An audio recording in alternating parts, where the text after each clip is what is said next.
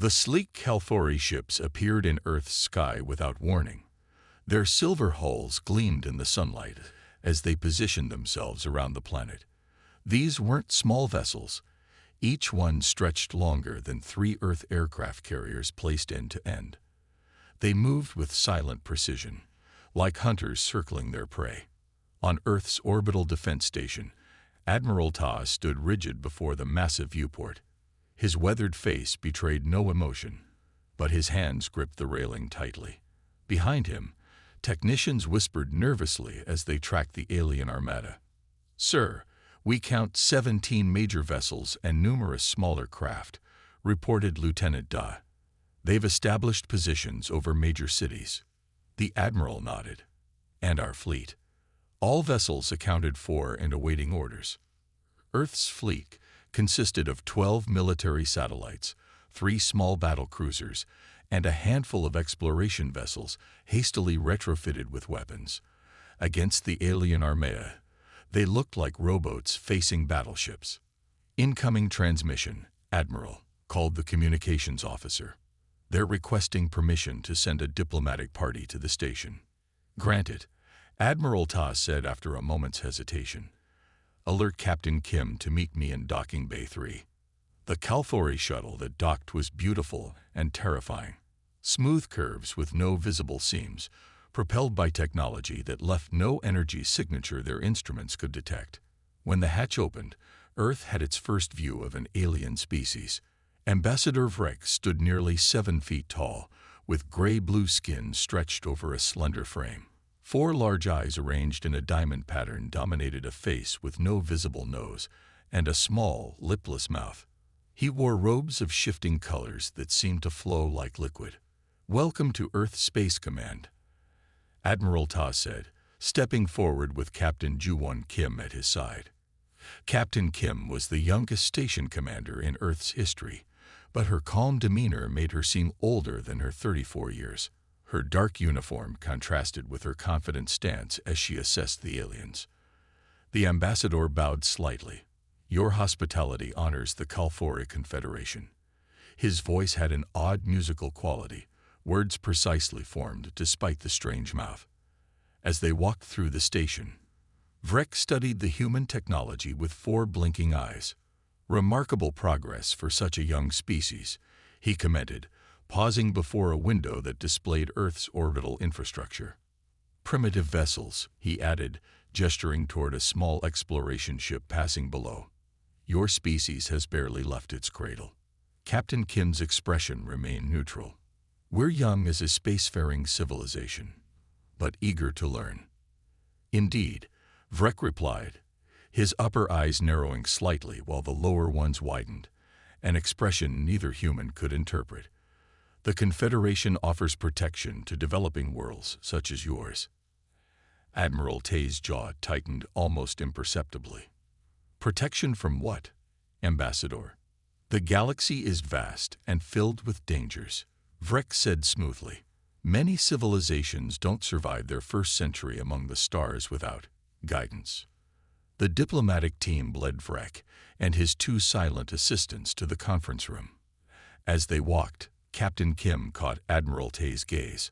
Something unspoken passed between them, recognition of the predatory assessment in the alien's manner. The meeting lasted 3 hours. Vrek spoke of trade, cultural exchange, and protection, but avoided specific questions about Kalthori technology or military capabilities. When it concluded, the aliens were escorted to private quarters prepared for their overnight stay. "Your thoughts, Captain?" Admiral Ta asked when they were alone in his office. Kim studied the star map on his wall. "They speak of protection but position warships over our cities. They call us primitive while assessing our defenses." "My assessment as well." The Admiral's fingers tapped a complex pattern on his desk, a security measure activating soundproofing protocols. "While our guests rest, I want you to prepare a Level 1 secure transmission. Target destination. Coordinates NK7729, beyond Neptune's orbit." Captain Kim's eyes widened slightly. "Those are restricted coordinates, sir." "I'm aware, Captain." Admiral Ta handed her a small data crystal. This authorization comes from the highest level. The message is simple. They have arrived. Later that night, while the Kalthori delegation slept in their quarters, the transmission was sent. 3 words racing outward toward the darkness beyond Neptune, where something waited that Earth's visitors knew nothing about. Captain Kim watched the message confirmation, then turned to Admiral Ta. "How long until we receive a response?" The Admiral's eyes remained fixed on the distant stars visible through his viewport. "If we're lucky, Captain, we won't need one." For 2 tense weeks after first contact, the Kalthori ships remained in Earth's orbit. Their presence cast long shadows over cities below as people looked skyward with a mixture of wonder and fear. Politicians held emergency meetings while military leaders drew up desperate plans. Ambassador Vrek and his delegation met daily with Earth's leaders. They spoke of friendship and cultural exchange, but their questions focused primarily on Earth's resources: mining operations, rare metals, water reserves. The humans noticed the pattern but held their concerns close. On the 15th day, the Kalthori requested a special session with the United Nations Security Council. The Grand Chamber in New York was packed with representatives from every nation. Tensions ran high as Ambassador Vrek took the podium, flanked by a new figure, Commander Razik, the military leader of the Kalthori fleet. Razik stood a full head taller than Vrek, with darker skin and a rigid posture. Unlike the ambassador's flowing robes, he wore what appeared to be armor, black with red markings that seemed to pulse slightly. "Honored representatives of Earth," Vrek began, his voice carrying easily through the chamber, "the Confederation has completed its assessment of your civilization." Screens around the room displayed images of Earth's cities, military bases, and orbital infrastructure. The alien had been thorough in their surveillance.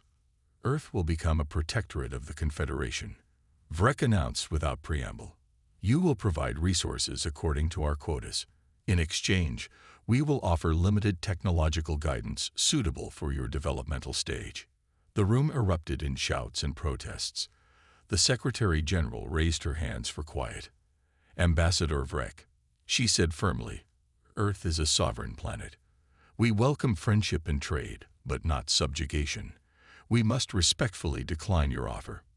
Vrek tilted his head. "Perhaps I was unclear. This is not an offer." "At minimum," the Chinese representative stood, "we would need time to consider such a significant proposal." Commander Razik stepped forward, his 4 eyes scanning the room coldly.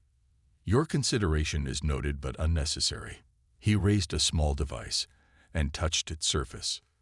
The large windows of the UN chamber offered a clear view of the sky. All eyes followed his gesture to where Earth's newest military satellite, Eagle Eye 7, silently drifted out of orbit, disabled by an invisible beam from one of the Kalthori ships. "Your defensive capabilities are charming at best," Razik said with a predatory smile. Back at Space Command, Admiral Ta received the news with grim resignation. Earth's governments granted him emergency powers to organize a defensive response. Every ship that could fly was pressed into service. Research vessels, shuttles, half-completed military craft. Engineers worked around the clock to mount weapons on civilian ships. Captain Ju-1 Kim coordinated from orbit, directing the growing fleet of mismatched vessels. "Admiral, we've armed 27 ships," she reported. "It's not much against their technology. It doesn't need to be." Admiral Tay replied cryptically, "Just enough to show we won't surrender without a fight." Commander Razik observed the humans' desperate preparations from his flagship. The bridge of his vessel was spacious, with floating displays showing every Earth vessel's position and capabilities. "Look at their pitiful ships," Razik laughed to his subordinates. "Those aren't warships. They're escape pods with delusions of grandeur." His second-in-command, Officer Mal, studied the displays more carefully. They organized themselves with unusual patterns. Their movements seem purposeful. "Of course they do," Razik dismissed the concern. "Prey always struggles most desperately when cornered." The Kalthori set a deadline. Earth had 3 days to formally accept its status as a protectorate. After that, the aliens would demonstrate their power more dramatically. Unknown to Razik, Admiral Ta had secretly dispatched the fastest scout ship in Earth's fleet. It carried Captain Kim's most trusted lieutenant, and a message encoded in a way no alien technology could decipher.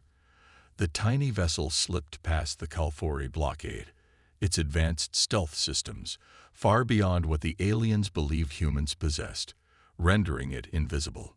Deep in the blackness beyond Pluto, something massive received the message. For decades it had waited, powered down to avoid detection, built in absolute secrecy even from most of humanity. Now, as the tiny scout approached, lights flickered across its vast hull. Inside the enormous vessel, Commander Park ended her 20-year watch. She studied the message from Earth, then gave the order that hundreds of crew members had trained for their entire careers. Avalanche protocol activated, she announced. Begin powered-up sequence. The engines of humanity's true flagship ignited for the first time since its completion, their blue-white glow illuminating the darkness. As the massive ship began its journey toward the inner solar system, Commander Park studied the intelligence on the Kalfori fleet. They think they've seen Earth's strength, she said quietly. They have no idea what's coming. The Kalfori deadline passed without Earth's surrender. At dawn on the 4th day, 3 alien cruisers descended toward Earth's makeshift defense fleet. Admiral Ta stood on the bridge of the flagship Dauntless, the converted research vessel that now bristled with hastily mounted weapons. "All ships report ready, Admiral," said Lieutenant Sun from the communication station. Admiral Ta studied the tactical display. The alien vessels followed a perfect triangle formation, their weapons systems powering up. His own fleet looked pathetic in comparison. 34 ships of various sizes and designs, none built for war. "Let them make the first move," Tai ordered. "All ships hold position." The lead Kalfori cruiser fired a warning shot that vaporized an unmanned satellite. The message was clear. "Sir, they're demanding immediate surrender," Lieutenant Sun reported. "Send no response." Admiral Ta watched the alien ships advance. When they reached exactly the position he had anticipated, he gave the order that would begin humanity's true defense. "Break formation and execute pattern Sigma." The Earth fleet exploded into motion. Ships scattered in seemingly random directions, abandoning any recognizable military formation.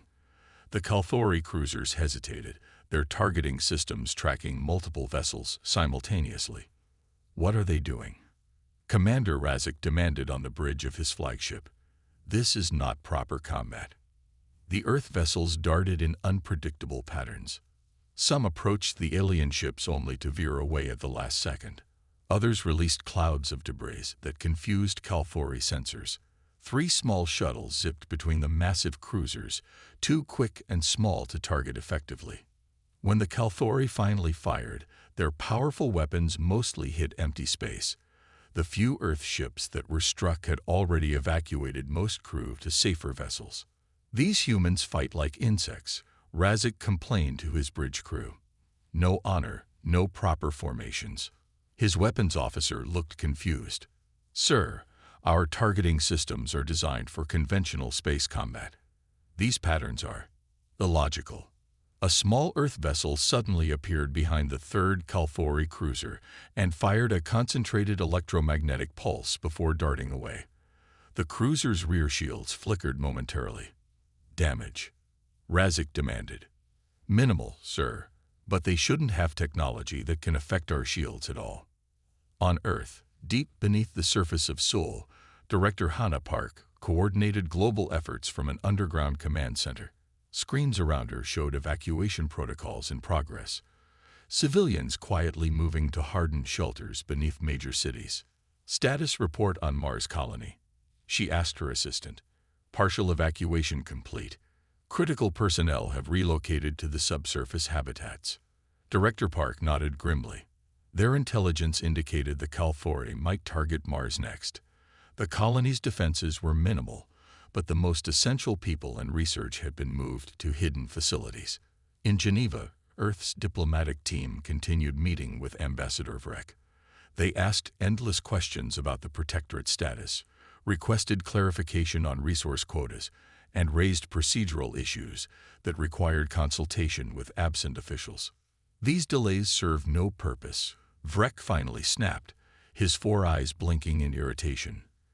"We simply want to ensure we understand all aspects of this important agreement," replied the lead negotiator smoothly. "Perhaps tomorrow we could discuss Section 27 again. Some of our legal experts have questions about the terminology." Back in space, Admiral Tay's fleet continued its guerrilla tactics. When the Kalphori moved toward one group of ships, another would dart in from behind to probe for weaknesses. Earth vessels never stayed in one place long enough to become easy targets. "Sir, incoming transmission," Lieutenant Sun reported, heavily encrypted on the quantum channel. Admiral Ta moved to a private console. The message appeared briefly. "Hold position for 72 hours. Avalanche protocol active." Attached were coordinates near Mars. For the first time in days, Tai allowed himself a small smile. The plan was working. Their resistance wasn't meant to defeat the Kalphori, just to buy time. On the Kalphori flagship, Commander Razik seethed with frustration. What should have been a simple demonstration of power had turned into an embarrassing chase. His cruisers had superior firepower, but couldn't land decisive blows against the maddeningly mobile Earth fleet. "These primitives should have surrendered immediately," he growled. "Their resistance is pointless yet persistent." His tactical officer displayed a new target on the main screen. "The Mars colony has minimal defenses, Commander. Much more vulnerable than these ships." Razik studied the red planet thoughtfully. "Perhaps we've been too gentle. Perhaps they need to understand the cost of defiance." He issued new orders, and the Kalphori fleet began repositioning toward Mars. On Earth and in space, humans watched the aliens' movement with apprehension, but also with knowledge the Kalphori didn't possess. In the darkness between planets, something massive continued its approach, its engines burning silently against the void. The Kalphori fleet moved into position around Mars, weapons primed to strike the human colony. Commander Razik stood on his bridge, watching the red planet grow larger on the main view screen. His 4 eyes narrowed with satisfaction. Soon, the humans would understand the price of resistance. "Target their main habitat dome," he ordered. "Once it's breached, the survivors will beg for mercy." "Commander," his sensor officer interrupted, "we're detecting unusual activity from the Earth fleet." On the tactical display, the scattered human vessels were suddenly breaking off their harassment tactics and regrouping in defensive formations around Earth and Mars. After days of chaotic movement, this sudden organization seemed strange. "They finally accept the inevitable," Razik concluded. They positioned themselves for a last stand. In Earth's orbital command station, Admiral Tai issued rapid orders as ships fell into their assigned positions.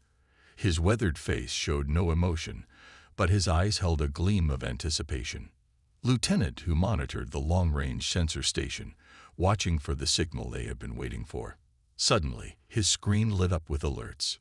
"Admiral," Lieutenant Du called out, his voice cracking with excitement. "Long-range sensors detect a massive object approaching from the Kuiper Belt." Admiral Ta moved swiftly to the sensor station. "Confirmation." "Yes, sir. Object matches known parameters. It's accelerating toward the inner solar system." The bridge crew exchanged glances of barely contained hope. The Admiral tapped his communication panel. "Open a direct channel to Director Park on Earth." In the underground command center, Director Hannah Park received the Admiral's transmission. When she heard the news, her usually stern expression softened into a smile. "The first since the invasion began." "Understood, Admiral," she responded. "I'll inform the Security Council immediately." Within minutes, the Kalphori sensors also detected the approaching object. Commander Razik abandoned his planned attack on Mars, ordering his ships to reposition. "What is this?" he demanded. "Identify that object." "Unknown vessel, Commander," his science officer replied. "But the size readings can't be correct." He adjusted his instruments. If these readings are accurate, it's larger than our entire fleet combined. Razik immediately contacted Ambassador Vrek, who was still locked in negotiations on Earth. Demand answers from the humans. What have they launched from the outer system? In the United Nations chamber, Vrek interrupted the ongoing talks with an accusatory tone. You have concealed a weapon. Explain the object approaching from the Kuiper belt immediately. The Earth representatives looked genuinely confused, all except Director Park, who had just entered the chamber. She stepped forward calmly. Did you truly believe, she asked, that a species as paranoid as humanity would venture into space unprepared? The chamber fell silent as she activated the central display. It showed an enormous vessel moving toward the inner solar system, a ship unlike anything Earth had publicly acknowledged building. For nearly 50 years, Park explained, Earth has maintained a secret space program beyond our public one. What your sensors detect is the culmination of humanity's true technological capability, hidden in the outer solar system, away from prying eyes. The delegates from Earth nations looked as shocked as the Kalfori ambassador. Most of them were learning this truth alongside the aliens. We knew we weren't alone, Park continued, meeting Vrek's four-eyed gaze steadily. And we knew not all our cosmic neighbors would be friendly. Vrek's skin changed color slightly, the Kalfori equivalent of paling. Impossible. Your civilization doesn't possess such advanced technology. What you've seen of our technology is what we allowed to be seen, Park replied. A necessary deception for a young species in a dangerous galaxy. On Mars, the human colonists watched their own sensor readings with wonder. The massive ship was now visible even to their basic equipment. It's real, whispered the colony leader to his staff. Project Avalanche wasn't just a rumor. In space, Admiralty ordered all Earth vessels to complete their withdrawal to defensive positions around the planet and Mars. His ships formed a protective screen between the civilian populations and the confused Kalfori fleet. The Admiral opened a channel to all Earth vessels. This is Admiral Ta. After decades of secrecy, Project Avalanche reveals itself. All ships maintain positions and prepare to support our mothership. On his flagship, Commander Razik watched with growing alarm as the massive human vessel approached. Its size dwarfed anything in the Kalfori fleet. More disturbing still were the weapons signatures his sensors detected, technology that should be impossible for humans to possess. This changes nothing, he declared to his nervous officers. One large ship cannot stand against our entire fleet. But his four eyes remained fixed on the approaching vessel, and for the first time since arriving at Earth, Commander Razik felt something he hadn't expected to feel around these supposedly primitive humans: doubt. The massive human vessel entered the inner solar system with deliberate slowness. First visible as a point of light, it gradually revealed its true form as it approached Mars. The human mothership Avalanche emerged fully from the darkness of space, an enormous vessel that made even the largest Kalfori warship look small by comparison. Unlike the ornate, threatening designs of the Confederation ships with their sweeping curves and decorative elements, Avalanche was ruthlessly practical, a massive cylinder bristling with weapon emplacements. Surrounding it flew swarms of autonomous defense drones, creating a protective cloud around the mothership. On the bridge of his flagship, Commander Razik stared at the tactical display in stunned silence. The vessel was nearly 3 miles long, far larger than anything the Kalfori had built. Impossible, Razik whispered as his sensors analyzed the human vessel. The readings showed technology generations beyond what Earth had displayed in their public space program. Energy signatures indicated weapon systems that should be beyond human understanding. Commander, they're hailing us, his communications officer reported nervously. Razik straightened his posture. On screen, Admiral Tay's face appeared on the main display. The human looked calm, almost serene compared to the tense expression he had worn during their previous encounters. Commander Razik, Admiral Ta began, as you can see, humanity is not as defenseless as you believed. This changes nothing, Razik replied, trying to sound confident. One large ship cannot stand against our entire fleet. The vessel approaching is one of 3 human motherships, Admiral Tay replied. We kept them hidden because we understand a fundamental truth. In space, the predator that survives is the one no one knows to fear. As if to emphasize his point, Avalanche opened massive bay doors along its sides. Hundreds of fighter craft poured out, sleek, angular vessels that moved with impossible speed and precision. Each fighter was more advanced than anything the Kalphori had yet seen from humans. Commander, his tactical officer called out. Their fighters are taking position around our fleet. They have us surrounded. The tables had turned dramatically. Where once the Kalphori had encircled Earth with their superior fleet, now they found themselves boxed in by the swarm of advanced human craft. On Earth, in the United Nations chamber, Director Park addressed the shocked Kalphori ambassador. She activated a display showing the current tactical situation in space. You judged our civilization by what we allowed you to see, Director Park stated. That was your mistake. She slid a data tablet across the table to Vrek. These are our terms for your immediate withdrawal from our solar system. You will find them reasonable. We seek no revenge, only respect. Ambassador Vrek's 4 eyes blinked rapidly as he read the document. These terms, they are not what I would expect from a victorious power. Humanity has seen enough war in our history to know that humiliation breeds future conflict, Park replied. We offer fair terms because we hope for peaceful relations in the future. But make no mistake, we will not be taken advantage of. In space, Avalanche continued its approach. The massive ship now positioned itself between Mars and the Kalphori fleet, its weapon systems fully powered but not firing. Commander Razik assessed his options. His fleet was powerful, but the human mothership's capabilities were unknown. Fighting would mean significant losses, perhaps total defeat. Commander, his strategic advisor said quietly, I recommend withdrawal. We can return with greater forces. Razik stared at the human mothership on his screen. No. If they wanted to destroy us, they would have fired already. And if they have 2 more ships like this. He made his decision.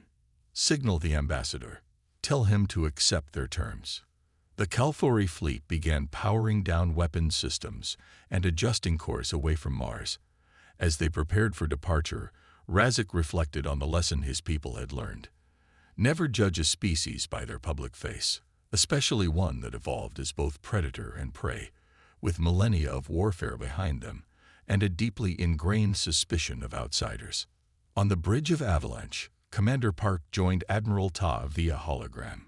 They watched as the Kalphori ships retreated. 50 years of secrecy, Park said quietly. Was it worth it? Admiral Ta nodded. Look around. Earth is safe, Mars is intact, and we've gained respect without firing a shot. And the other motherships? Park asked with a small smile. Let them keep believing there are 2 more, Tay replied. The best defense is still the one your enemy fears but cannot see. As the Kalphori fleet jumped to faster-than-light travel, they carried with them tales of humanity's hidden strength. The Confederation would return to their council with a new respect for the deceptively simple-looking vessels of the human fleet and a healthy fear of what lurked behind them. The end.